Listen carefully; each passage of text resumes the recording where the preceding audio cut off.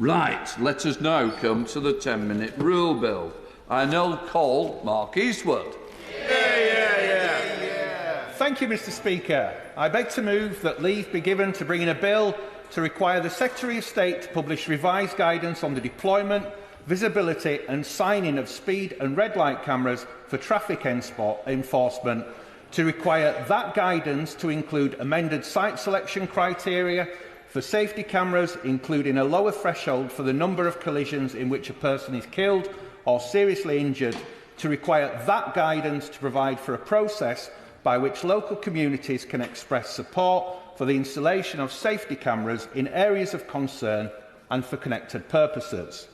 The Department for Transport 2007 circular recognised speeding as one of the most significant dimensions of unlawful, disorderly and dangerous road vehicle use, and provided key guidance on the use of speed and red light cameras for traffic enforcement to improve the safety of road users and pedestrians. It encouraged changes in driver behaviour, paved the way for local authority partnerships to support their communities, and outlined a criteria for site selection to help decision-making regarding any new cameras. I also want to get ahead of the keen journalists in the gallery and confess that while I currently have 3 points on my licence for speeding, I want to emphasise that I was caught by a camera and modified my behaviour, proving that they do in fact work. However, 15 years on from the introduction of this guidance, speeding motorists is arguably the #1 local issue highlighted across Dewsbury, Mirfield, Kirkburn and Denby Dale, and I am told across many of my colleagues' constituencies. Alongside the concerns regularly raised by my constituents, this is something I've seen myself, with the Dewsbury Ring Road in particular occasionally resembling an Indy 500 track. The issue of speeding became significantly more noticeable during the pandemic, when fewer people were driving, with some drivers taking advantage of the emptier roads to drive at reckless speeds. I would like to pay tribute to the West Yorkshire Police for all the work they continue to do to keep our roads safe, but they can't be everywhere at once, especially in the vast expanse of rural roads.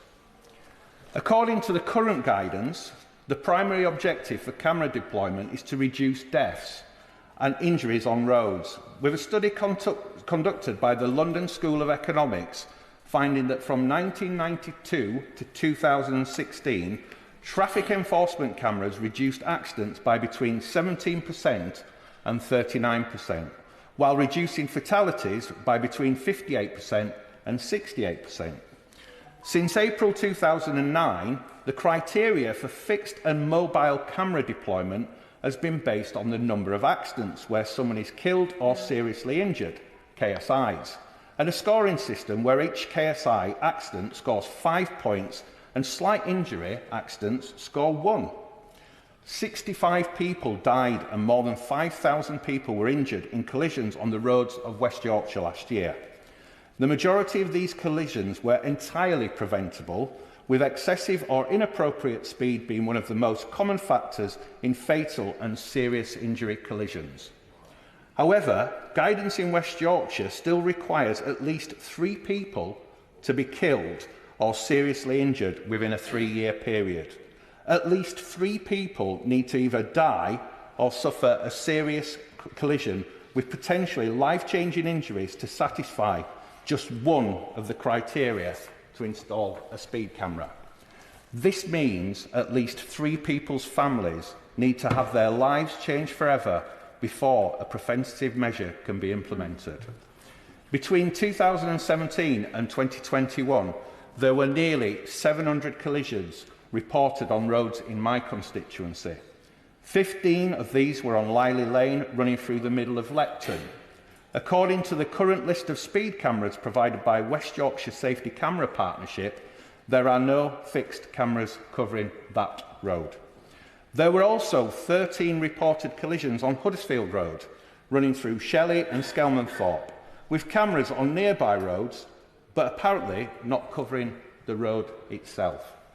The local community continues to highlight their concerns regarding these roads to me, And according to the Local Safety Camera Partnership, and I quote, "Community concerns are one factor which may result in the use of a camera, provided there is evidence of a collision history and/or traffic survey revealing speed limit violations meeting the required thresholds. Local authorities will apply the criteria to determine whether the use of either fixed or mobile cameras is justified." To me, prevention is better than the cure. So what is being done to support this? As it stands, the 2007 circular appears keen to involve local communities concerned by the effect of high-speed driving in their areas. However, in the guidance or on the partnership and local authority websites, there is no structured, signposted point of contact for communities to reach out, with complaints consequently being made to local councillors, the police and local MPs. The creation of standardised points of contact for local residents across the UK to highlight where speed cameras would be useful would be a crucial step in ensuring that our constituents are heard and kept safe.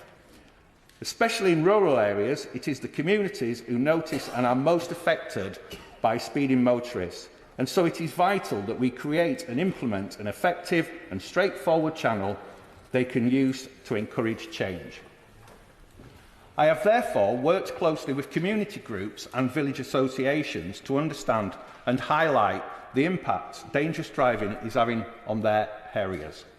Alongside highlighting the concerns of Shepley Village Association in PMQs last year, I have also supported residents in Breezefield, in Dewsbury and Upper Opton in Mirfield with their campaigns to tackle speeding in their area by reducing the speed limit. I would also like to take this opportunity to thank my team and the local councillors who work hard to respond to these concerns and who can then support the development of a coherent approach for local residents to highlight the issues publicly. I have raised this issue in the House on multiple occasions. In September 2021, I specifically highlighted the need to change the guidance, with the Department for Transport promising a redrafted form of the 2007 circular by the end of the year. I appreciate that much has changed over the last 2 years, but it would be fantastic if we could complete the redraft and implement a 2023 circular.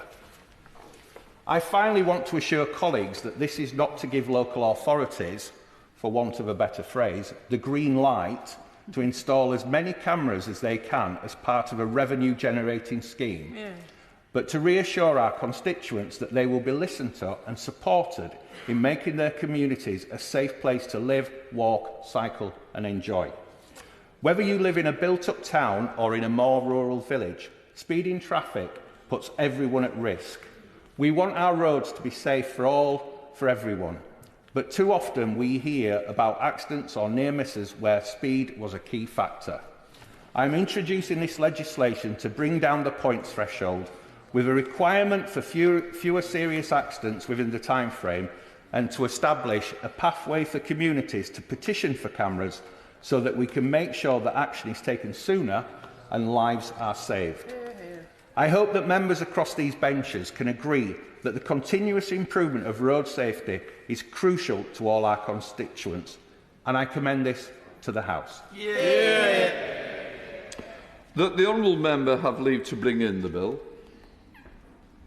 The question is that the honourable member have leave to bring in the bill. As many of that opinion say aye. The contrary, no. I think the ayes have it. The ayes have it. Who will prepare to bring in the bill? Thank you, Mr. Speaker. Jonathan Gullis, James Daly, Nick Fletcher, Kim Leadbeater, Sean Bailey, Jane Hunt, Scott Benton, Ben Everett, Jason McCartney, Catherine Fletcher and myself.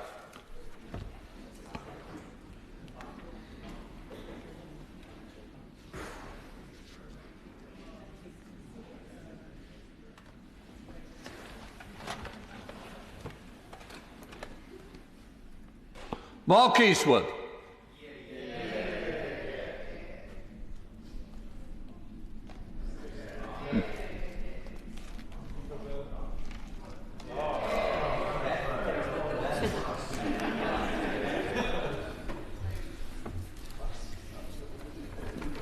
Safety Cameras Bill.